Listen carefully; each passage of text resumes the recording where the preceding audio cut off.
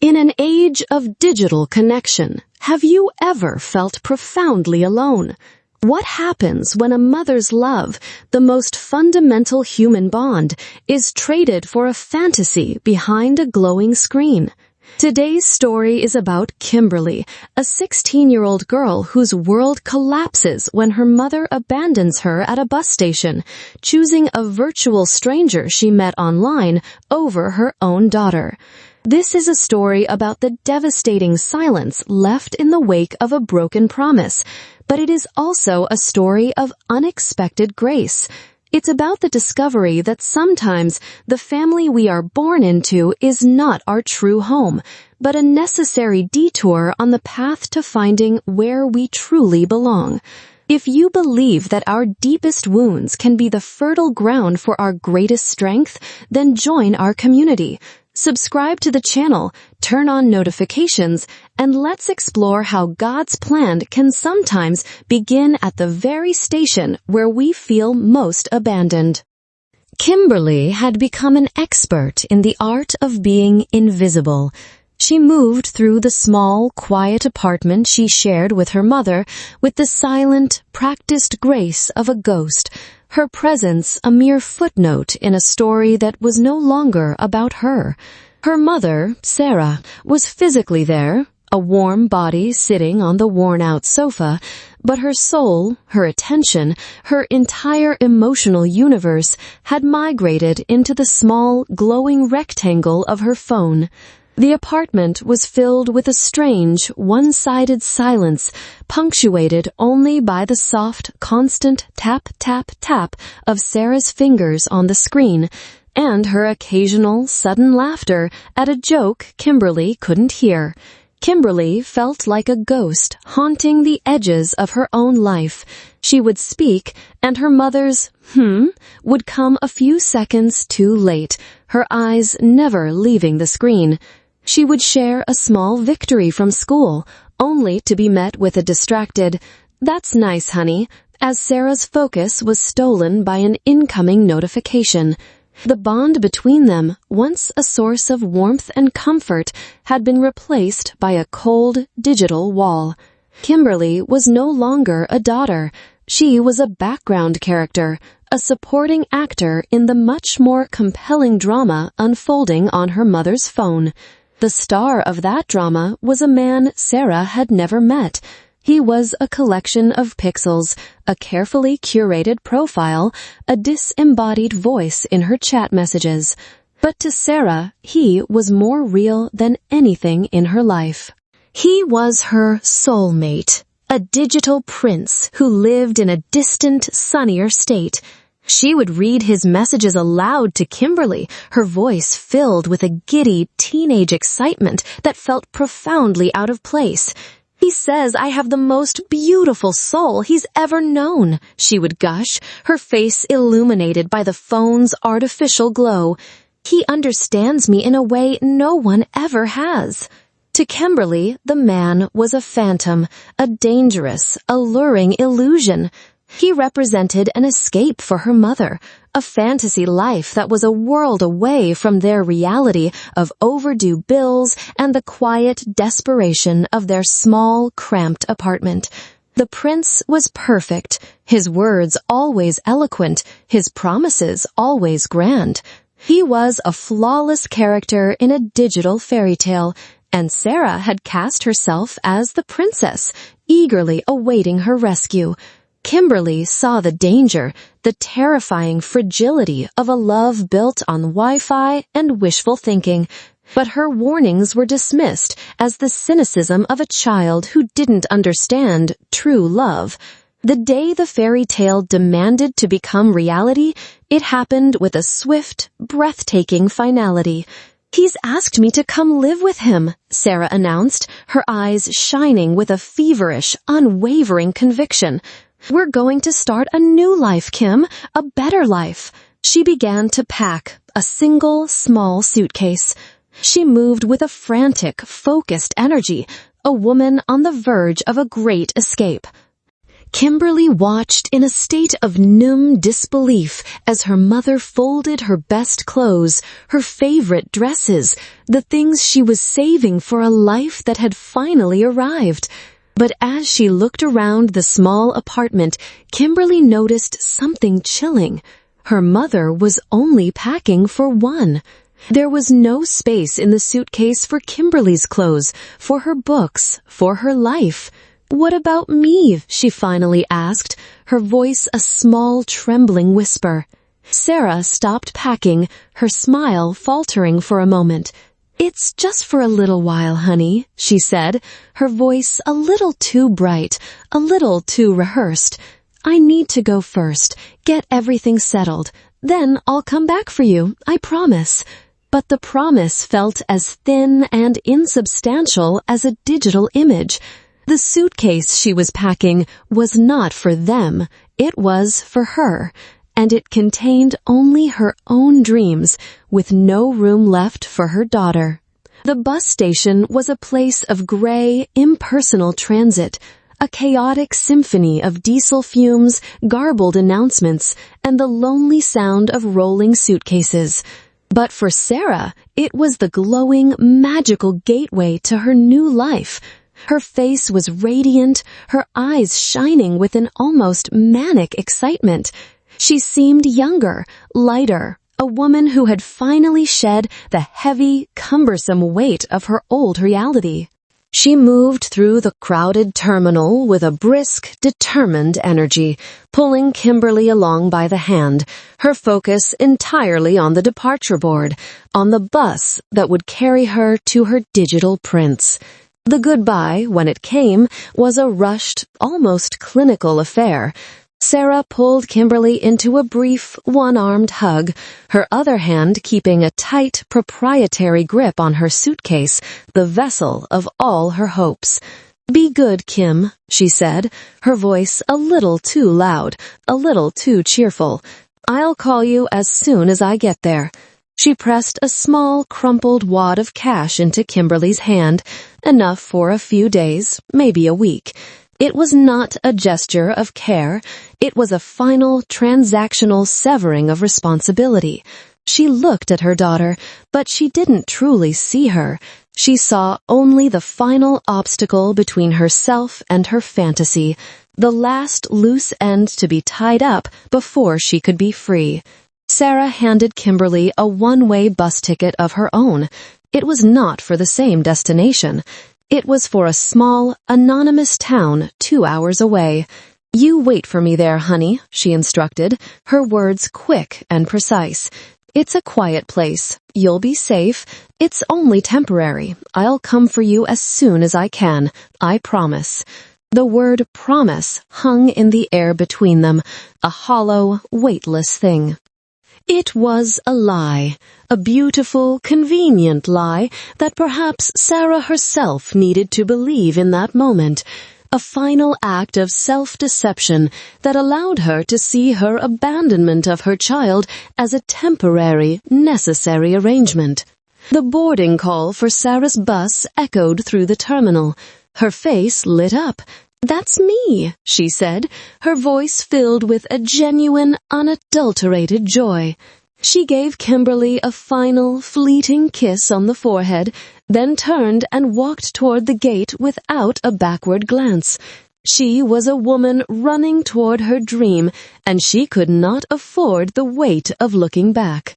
Kimberly stood frozen on the cold linoleum floor, the bus ticket a flimsy, useless piece of paper in her hand, and watched as her mother, the center of her entire world, boarded the bus and was swallowed by the machine that would carry her away forever. Kimberly watched until the bus was just a distant, shrinking shape on the highway, until its red taillights blurred into the gray afternoon haze and disappeared completely. And then she was alone. The noise of the bus station, which had been a chaotic but distant hum, suddenly rushed in to fill the new, gaping void in her life. The garbled announcements, the cries of children, the rumble of engines. It was the sound of a world moving on without her. The reality of her situation descended upon her not as a gradual dawning, but as a sudden, brutal, physical blow. She was 16 years old, standing in a bus station with a handful of cash and a ticket to a town she had never heard of. She had been traded. Her 16 years of life, of shared memories, of being a daughter, had been weighed against the promise of a man her mother had never met and had been found wanting. She was less real, less valuable than a profile picture, a series of late-night chats, a digital fantasy. The cold, hard fact of it was a physical pain, an ache so profound it made it difficult to breathe. She was no longer a daughter. She was baggage that had been left behind. The bus ride to the new town was a blur of muted, gray landscapes that perfectly mirrored the fog in Kimberly's own mind. When she arrived, the town was just as anonymous and unwelcoming as she had feared. It was a place of closed doors and quiet, empty streets. The small amount of money her mother had given her disappeared with terrifying speed. A few nights in a run-down motel, a few meager meals of cheap packaged food. She tried calling her mother's phone, but it went straight to a cold, impersonal voicemail. The promise to call as soon as I get there had been the first of many lies. Soon, the money was gone completely. Kimberly was now truly alone, a ghost in a town that did not know her name. She found herself on the streets, the hard, cold pavement her new reality. The nights were the worst.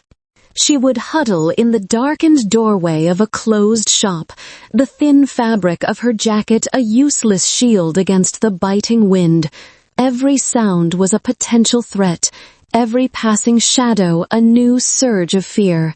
She had reached a depth of despair she never knew existed. The bright, hopeful girl she had once been was gone, replaced by a hollowed-out survivor, a child who had learned the world's harshest lesson, that she was utterly, completely on her own. It was on her third night on the streets that the light found her. She was huddled in her usual doorway, trying to make herself as small as possible, when a pair of sensible, sturdy shoes stopped in front of her. She looked up and saw an older woman, her face a beautiful, kind roadmap of a life well lived, her eyes filled not with pity, but with a deep, compassionate concern. The woman was holding a bag of groceries, the scent of fresh bread a warm, comforting aroma in the cold night air. This was Laura. She did not ask Kimberly what was wrong. She did not judge her, or preach to her, or call the authorities. She simply saw a child who was cold, hungry, and terrified. "You look like you could use a hot meal," Laura said, her voice as warm and comforting as the smell of the bread. She held out a hand. It was not a gesture of charity, it was a simple, human invitation. Kimberly, who had been taught by the world in the last few weeks to trust no one, hesitated. But there was a strength and a sincerity in Laura's gaze that was undeniable. With a trembling, tentative motion, Kimberly took the outstretched hand. The woman's grip was firm and warm, the first genuine human touch Kimberly had felt in what felt like a lifetime.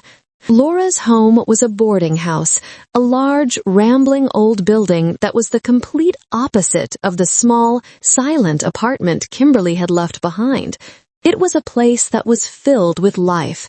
The air hummed with the sound of quiet conversations, the clinking of silverware from the dining room, and the soft strains of an old jazz record playing on a turntable. It smelled of homemade soup, of wood polish, of a life that was lived, not just endured.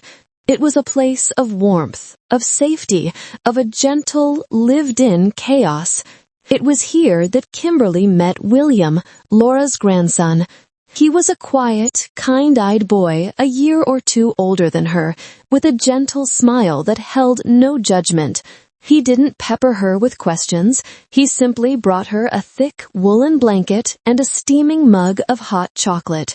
As Kimberly sat by the fire in Laura's cozy living room, wrapped in the warm blanket, the mug warming her frozen hands, a feeling she thought she had lost forever began to slowly, tentatively return.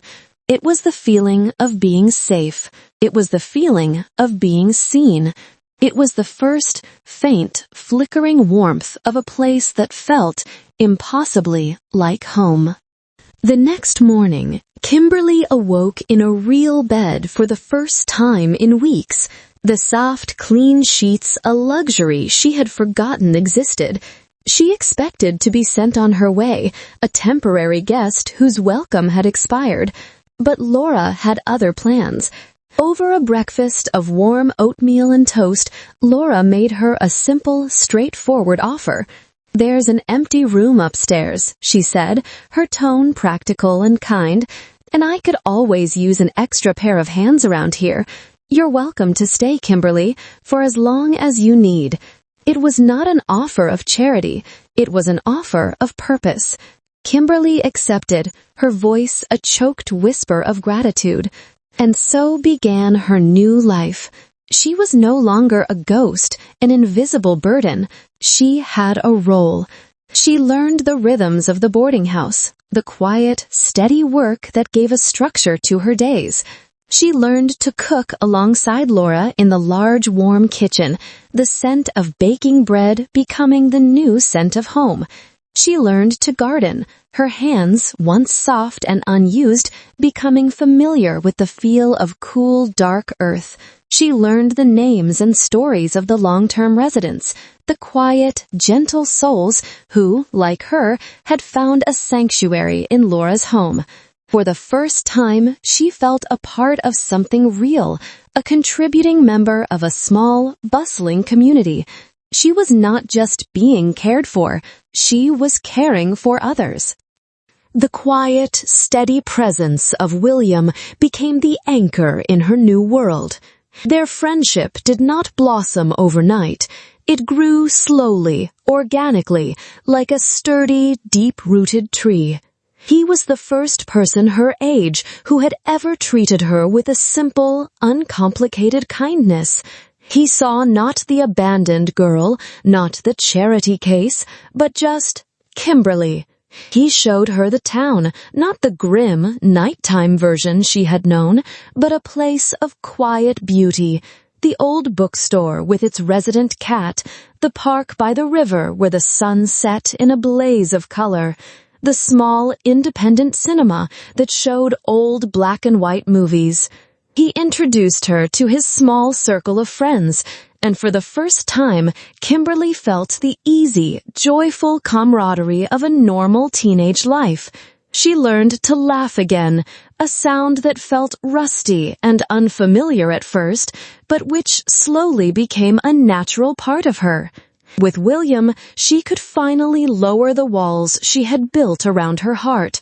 He was a safe harbor, a steady, quiet presence who did not demand her story, but who simply created a space where she could, one day, be ready to tell it. He was not a digital prince with grand, empty promises.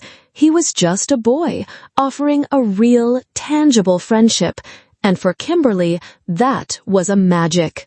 As the weeks turned into months, a profound transformation was taking place within Kimberly.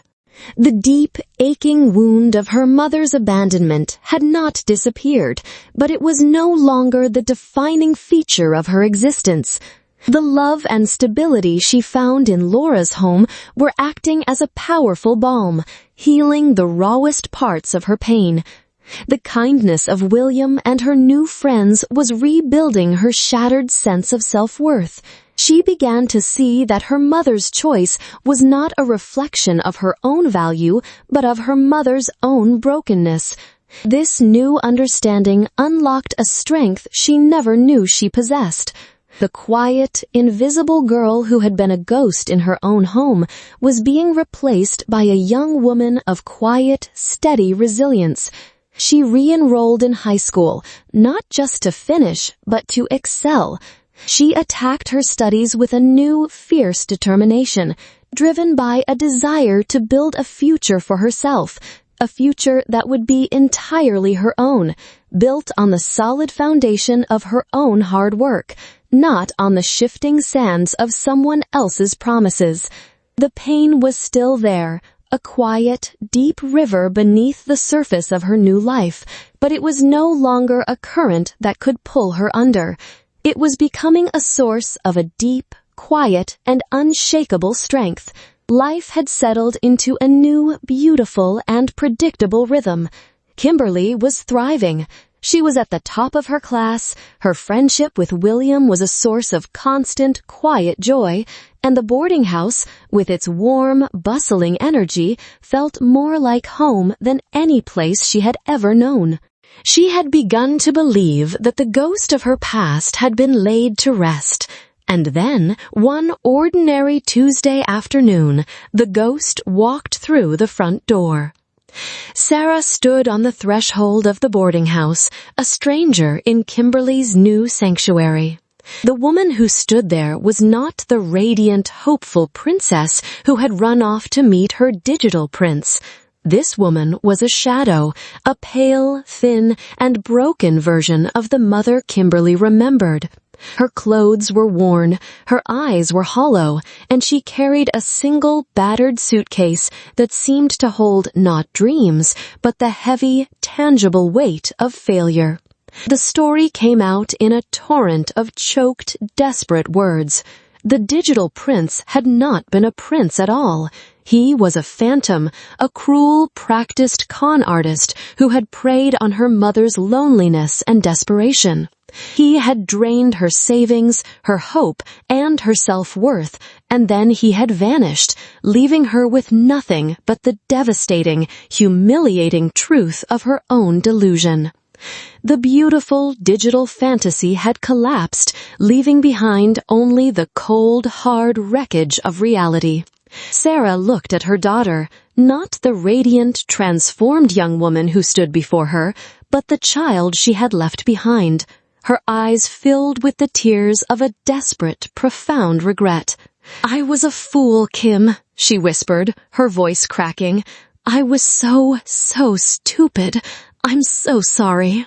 She reached out a trembling hand as if to touch Kimberly's arm, but then let it fall, uncertain of her right to do so. She spoke of her loneliness, of her shame, of the long, difficult journey she had made back here, driven by the one single hope that she could find her daughter and beg for a second chance. "We can be a family again," she pleaded, the words a desperate, hopeful torrent. "I'll make it up to you, I swear. We can start over, just you and me, the way it was supposed to be." Her plea was a powerful, gut-wrenching performance. It was the plea of a woman who had lost everything and was now clinging to the one piece of her old life she believed she could reclaim. She was asking not just for forgiveness, but for a return to a past that Kimberly had worked so hard to escape. She was asking her daughter to be the cure for her own self-inflicted wounds. For Kimberly, the sight of her mother, so broken and so sorry, was a devastating emotional storm. The carefully constructed walls she had built around her heart seemed to crumble in an instant. The wounded, abandoned 16-year-old girl who still lived inside her, the girl who had cried herself to sleep for weeks in a cold, lonely motel room, rose up with a powerful, primal scream. It screamed, "Yes, take her back. This is your mother. This is all you ever wanted." The urge to forgive, to forget, to rush into her mother's arms and pretend that the last few years had just been a bad dream was a physical, overwhelming force. But another voice, a quieter, steadier voice, also spoke. It was the voice of the young woman who had learned to stand on her own 2 feet, the voice of the girl who had been chosen, who had been loved, who had been nurtured back to life by the quiet, unconditional kindness of Laura and William. She stood at a crossroads, torn between two powerful, opposing currents. One was the biological, instinctual pull of the family she was born into. The other was the deep, heartfelt loyalty to the family that had chosen her. To return to her mother would be to abandon the very people who had taught her the true meaning of home. To stay would be to close the door, once and for all, on the girl she used to be. The choice before her was not just about forgiveness. It was about defining her own identity, her own future, her own family. Kimberly looked at her mother, at the woman who was both the source of her deepest wound and the object of a deep, complicated, and inescapable love. And in that moment, she made her choice. She did not yell, she did not lecture, she did not reject her mother with the cold, hard anger that had once consumed her. Instead, she spoke with a quiet, sad, and unwavering wisdom that was far beyond her years. "I forgive you, Mom," she said, and the words, when she finally spoke them, were true. It was a forgiveness born not of obligation, but of a profound, empathetic understanding of her mother's own brokenness. "But I can't go back," she continued, her voice gentle but firm. "My life is here now." She spoke of Laura, of William, of the community that had taken her in when she had nothing. She spoke of the home she had found, a home built not on a biological imperative, but on the daily, deliberate, and unconditional acts of love and choice. She explained that a family was not something you were simply given, but something you built, something you chose every single day. Her choice was not an act of rejection against her mother, but an act of profound loyalty to the people who had shown her what a family truly was. She offered to help her mother get back on her feet, to find a place to stay, to get counseling. She offered her compassion, but she could not offer her the past. Years passed. Kimberly did not just survive, she flourished, the strength she had forged in her darkest moments becoming the foundation of a life of extraordinary purpose. She graduated from college with a degree in social work, her own story the silent, powerful engine that drove her. She had seen firsthand how easily a young person could fall through the cracks, how a single act of abandonment could lead to a life on the streets. She had also seen how a single act of kindness, an outstretched hand in the darkness, could change a life forever. She knew she had to be that hand for others. With a small grant and the unwavering support of Laura and William, she founded a non-profit organization. She called it the Lighthouse Project. Its mission was simple but profound: to provide a safe haven, a temporary home, and a path to a better future for at-risk and abandoned teenagers. She took the old abandoned warehouse at the edge of town and, with the help of a small army of community volunteers, transformed it into a warm, welcoming shelter. A place that felt not like an institution, but like a home, just as Laura's boarding house had been for her. Her deepest pain had become her greatest gift, a source of empathy and understanding that allowed her to connect with and heal the wounds of others. The final scene is a celebration. It is a warm summer evening in the bustling, joy-filled backyard of Laura's boarding house. The air is filled with the scent of barbecue, the sound of laughter, and the soft melody of a guitar being played by William. Laura, now older and grayer, but with the same kind eyes, watches over the scene from her porch swing. And at the center of it all is Kimberly. She is a confident, radiant young woman, surrounded not by one family, but by two.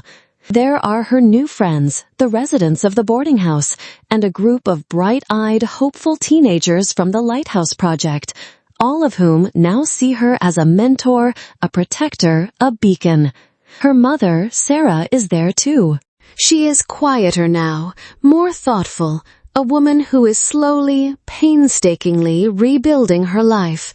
Their relationship is not what it once was. It is something new, something more honest, built on the hard-won ground of forgiveness and realistic expectations. As Kimberly looks around at the beautiful, chaotic, and loving world she has built, she understands the profound, almost divine logic of her own story. Her mother's abandonment was not the end. It was a painful, necessary, and ultimately grace-filled detour that had led her away from a life of hollow promises and directly to the place where she was always meant to be. A home built not on the fragile connection of Wi-Fi, but on the unshakable foundation of a love that chooses you again and again, every single day.